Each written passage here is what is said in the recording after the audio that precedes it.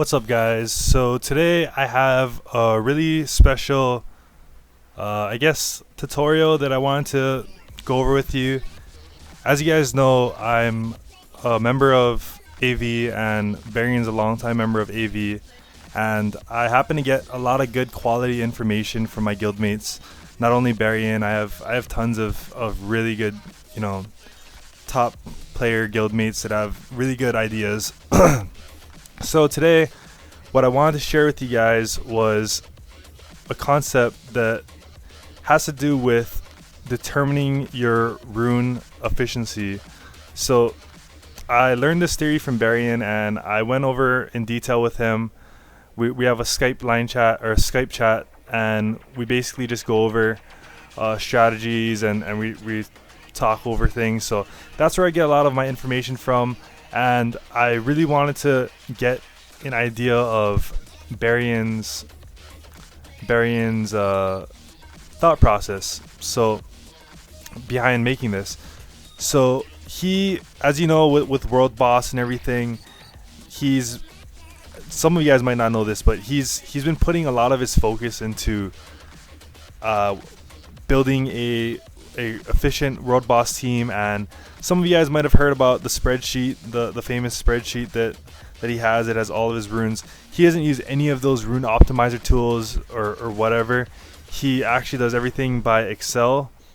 So he actually wanted to be able to calculate the rune theory, or the rune efficiency. So what he ended up doing was, he's an engineer, and he actually enjoys making all these formulas for determining all kinds of stuff. Okay, so he actually wanted to create something where he could determine how effective a rune actually is. So before we get into everything, I'm going to show you the theory, and then I will break it down to you. Alright, so here's the formula. I'm just going to put a disclaimer out there and say that it is involved with math, but it's not too hard. It's not going to be, something crazy or anything like that, but there is math involved, and I'm going to help you walk through what the formula is and how it works and whatnot. So anyways, it looks complicated. Just stay tuned. Basically what it says is that you want to take the sum of each substat and divide it by its max total, and then you're going to add them all together, and then you're going to add 1, and then take that total and divide it by 2.8. Okay, so I know that it's hard to just say it by words, so I'm going to provide you with an example. But before we get into the examples, there's some background knowledge that you guys need to have, and I put it up there on that picture. And basically, you have each of these substats on each of your runes, and you can have a maximum substat for each of them, right? This is all before grindstones, and grindstones is kind of like the purpose of why I'm doing this, because some of you guys might get legend grindstones or legend enchants, and I want you guys to be able to maximize every single one of those stats. And if you get good grindstones, you don't want to put them on runes that aren't as efficient. So basically, every substat has a max, and they also have a max increment. Those max increments are what determines what the max total is. So for example, HP has a maximum increment of 8%, which means that any given time, whenever you do a power up, the most HP that you can get for those power ups on every third power up is 8%, which means if you start off with 8% on the rune and it all goes to HP, you could potentially end up with 40% max HP. Moving on to attack, resist, and accuracy also each have a max increment of 8% and a max increment or a max total of 40%. Defense and crit damage have a maximum of 7% increments and a maximum total of 35%. And finally, speed and crit rate both have a maximum increment of 6% and a max total of 30%. Alright, so with that said, I'm going to go and show you an example of one of Barian's runes. So here's one of Barian's runes. This is actually a 99% efficient rune. This is his best rune. So coming from Barian, and he's known to be the rune master, this is literally Barian's best rune. It's almost 99% efficient. So as you can see, it has 8% crit damage, or sorry, 7% crit damage, 8% HP, 18% crit rate, 18% speed, and 7% accuracy. So that is crazy, and I'm gonna show you why. I'm gonna do the formula, and then we can walk through it. Okay. Okay. So looking at this rune, we're gonna use the formula to go ahead and find out the total. So basically, he has 7% crit damage, and the max total is 35. So if you divide 7 by 35, you're gonna get 0.2. HP on the rune, he has 8, and the maximum total is 40, which equals to 0.2. Crit rate is 18, and the max total of 30. So if you divide 18 by 30, you get 0.6. Speed is 18, and it has a max total of 30. So if you divide 18 by 30, you get 0.6. Accuracy has 7 on the rune, and there's a max total of 40%, which equals to 0.175. And if you take the total of all these little fractions and you add them together, 0.2 plus 0.2 plus 0.6 plus 0.6 plus 1.75, you're going to get a total of 1.775. And then what you're going to do is you're going to add 1 to that, and it's going to give you 2.775. And you just take that last number, divide it by 2.8, so 2.775 divided by 2.8, and you're going to get 99.1%, which is huge. It's literally a near perfect rune. If he got 1 more percent in accuracy, then it would be a perfect rune, right? Alright, so now that we know how to calculate this, let's go ahead and reiterate about where this could be effective. So first and foremost, for those of you guys that do your own spreadsheets and don't use the rune optimizer, I personally don't use the rune optimizer.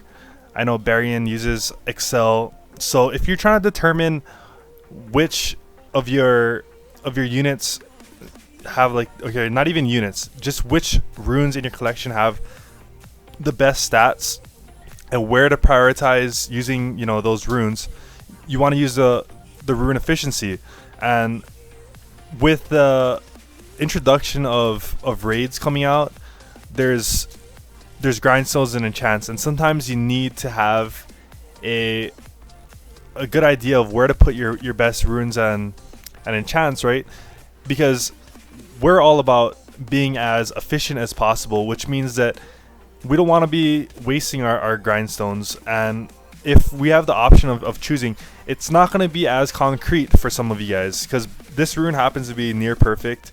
Barian has all percentages on his stats, and you know, there's a chance that you're not going to have all those stats. So you need to know which of these runes is actually a better one, and which one you can prioritize to putting on your monsters, basically. So that's one application. Another application that this becomes effective in is in World Boss. We're not quite sure what the formula is regarding World Boss, right?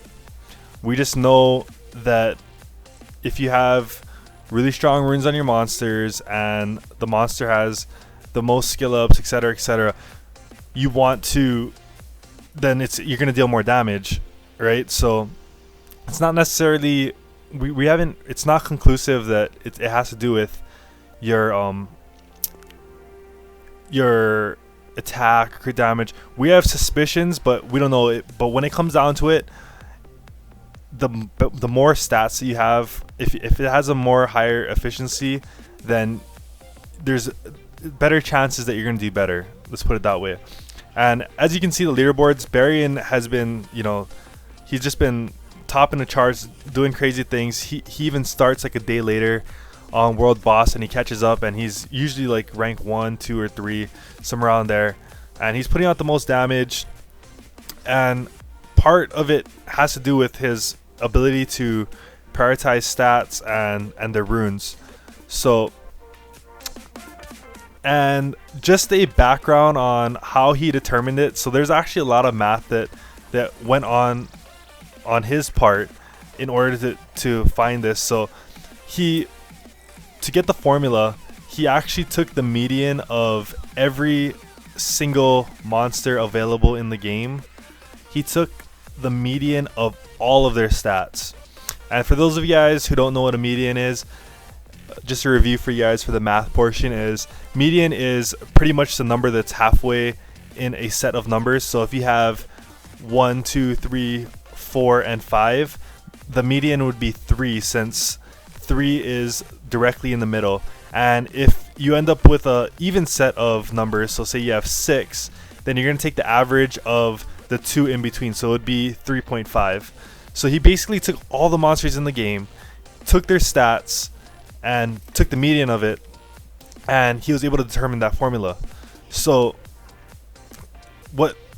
that's how he basically figured out how to add the 1 and everything towards that formula. And also, if you didn't notice, we didn't include flat stats at all. And the reason for this is directly from Varian now, is that when you have flat stats, it's really dependent on the monster that you put it on. So we haven't directly found out like maybe an error percentage on the runes themselves, because like you said, it depends on monster to monster. Some monsters have base hit points of say 9,000 or 8,000, right? And then there's some monsters like beast monks that have HP of 13,000. And if you take 1,000, if you take 1,000 HP flat stat, that could be over 10% HP for that 8 to 9,000 monster, and it could be over, or it could be under 10% for a beast monk with a higher HP pool. So it's kind of a difficult thing. We leave that out. If like we're still working on another formula to be able to replace that. And what could possibly happen is, it's accounted for on a monster to monster basis, and that'll take a little more time, but for now this is what we use. And I guess that's pretty much it. Also, for stats that have say it's a 5-star rune, instead of adding 1 at the very end, you add 0.85. And the reason for this is basically the main stat for a 5-star is only about 85% of a 6-star rune. So if you're wondering about 5-star runes, and say you have like a perfect 5-star rune that's like basically a really good 6-star rune or something like that, like say you have 20 something speed on the 5-star rune, then just go ahead and add 0.85 instead, and you still use max totals. The max totals are going to be different. I didn't include them in the video, but you can basically figure it out yourself. Just Google it on the internet, you'll find out what the max stats are and what the max stat increments are. So with that said, I guess that's pretty much it. I just wanted to share that with you guys. I thought it's a really cool concept because it is something that many of myself, Varian, and our guildmates have been using in deciding rune qualities, grindstones, etc., etc. So I know it's kind of confusing. If you have any questions, just let me know. It took me a while to grasp everything that's with the efficiency and everything, and you can later on in an Excel spreadsheet just kind of organize your efficiency in runes. And if you can do everything on the spreadsheet, you can figure out if some of those runes work well together, etc. It's kind of crazy. It could be in a separate video if I tell you guys how to organize your runes and stuff. But that's basically, this is step 1 on figuring out how to determine the efficiency of your rune before we even get into complicated stuff. So hope you guys enjoyed it. I know it's kind of rushed. It's Friday for me, and I've been pumping out videos every day. So I hope you guys stay to watch this. And if you I have a Guild Wars coming up with Pornographic, so stay tuned. And if you don't end up watching the Guild Wars, don't forget to like, comment, and subscribe. And I'll end it there. Thanks, guys. What's up, guys? So we're back, and this is going to be the Guild Wars portion of the video. So I decided that I am going to hit Burke 420 first. There's a couple people I want to hit up on here. For sure I want to hit up Burke while I have all my units, just in case I lose some along the way. Burke is a pretty tough opponent. And what I want to do is, yeah, I want to hit him while I'm strong. So I'm going to try and copper that first team. I don't know if I can or not, but it's whatever. I just did earlier in the week, if you guys saw my other video, I did Burke 420 for Predator and Prey, and he hit me up and he's like, yo man, you hit me while I had my crappy defense up, you sucker. So I was like, okay, my bad. But this is what we're gonna hit him with, and hopefully we don't get wrecked. His units are one of the best rune units, like an account with like the best ruined units in the game, probably. I want to say like top 3 guys in my opinion. So we're gonna go for the Escher for, oh my god, what did I not crit? Oh shit. Oh my god, you seen that, right? See, Burke, he keeps missing too, it's crazy. But he has these things in mind. When he builds these units, he knows what people are going to counter with, so he always traps you. And I'm completely fine with losing here because, damn, I just got unbelievable.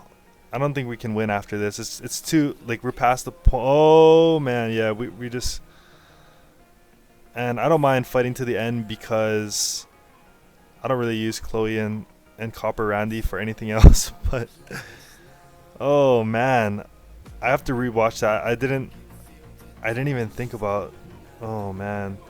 Anyways,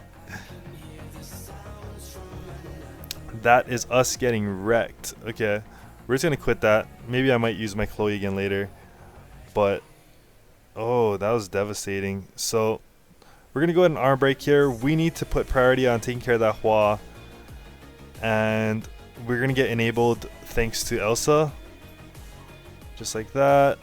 So that was the second team. That first team threw me off really bad. I don't know if I must have missed a crit, or his defense is just not copperable. Okay, so this guy is the second guy, and I think I'm gonna hit him with, I'm just gonna go AoE style, just straight up.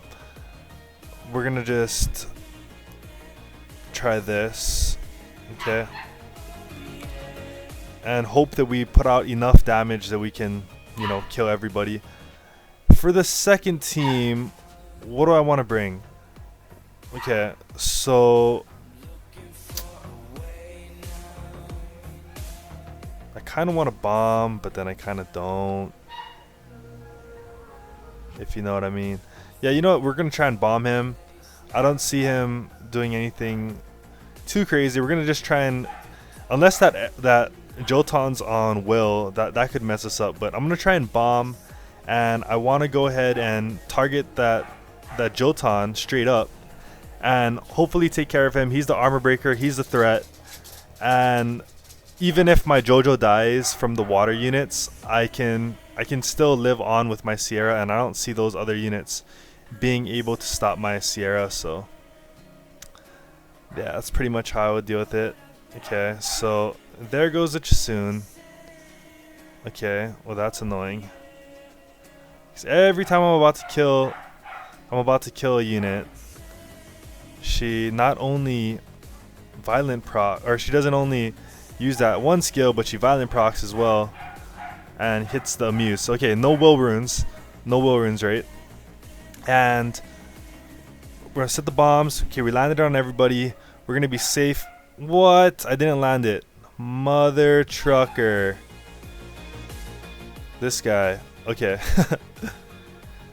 So even though he wasn't on Will, and even though we didn't, you know, we landed the first bomb, the one that does the most damage is Sierra, and we didn't hit that. So anyways, like I said, we're able to take care of Jotun.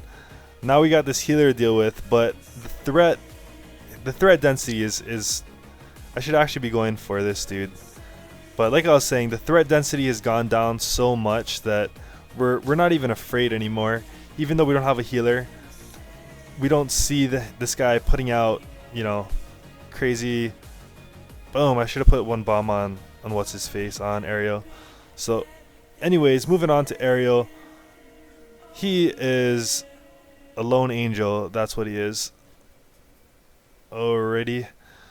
Let's just make it more dramatic. Hopefully, can we land another bomb? No. I want to pop 3 bombs on this guy. Let's see how much damage we can do. Okay, I'm gonna do this. Oh, don't pop. I should have put it on ×1, but I didn't. So that was Exile, and the last guy that we're gonna hit up it's gonna be between Jizzwiz and Desi. I like Desi. Jizzwiz. Jay-Z Wiz. Not Jizzwiz. I think Desi is gonna be the harder of the opponents, and you guys are probably gonna want to see me hit Desi. No hate against Jay-Z, but just I think people will want me to hit Decimator over Jay-Z. And what I'm gonna do for the second match is I'm gonna mirror match the second match. Yeah, I'm gonna mirror the second match, just cause for shits and giggles. And for the second team, I want to try something unique. Let's try Galleon Sierra and Aka Mama Mir. Let's do, or should we do Bernard and then, nah, screw it, we're gonna do this. Let's just see how it goes. I've never tried it before. Everyone's on Will, everyone's on Shield, or everyone's on Will, and we have Shield from Amir, so that Orion's not going to do anything too crazy, right? Okay, so I removed my Shield, and then here's the game plan. We're going to armor break everybody, or supposed to armor break everybody. That didn't go too well. Okay, then we're going to do this just because we can, and then this homegirl is going to move, and then boom. Okay, so we took out both of them. The game plan worked. And then, okay, so that was the first team. Now this is like, I'm going to say it's going to be 10% skill, and it's going to be about 90% luck, because we're using a mirror match. And what it's going to come down to is pretty much who gets the most violent procs. I don't feel like I have like a crazy amount of rune quality over Desi, so for the most part it's gonna be who gets the right timing on all of our effects, and who's going to be able to dish out the most damage when we get these violent procs. And it looks like I got more violent procs than him. So, and this works sometimes, like if say we weren't facing Pornographic and we were facing, like, it was the start of the week and we're fighting it's reset day, and we end up fighting a Guardian 1 or maybe a Conqueror 3 guild. It happens sometimes on reset, and then I look at the player quality, and the top player is maybe C2 or C1, and the +1 that I'm hitting is maybe a Fighter 3, Fighter 2, then I know that my rune quality is gonna outshine them. In that case, you can pretty much just choose a mirror match if you want to. I don't usually recommend mirror matches because it doesn't really take any like thinking, and like I said, there's a chance that it's going to come down to violent procs, because most teams do have a hard counter to them, and you want to find that hard counter. Alright, so the reason I went for Bella first is I took care of his armor breaker, and now it makes it really hard for him to come in, to finish me off basically.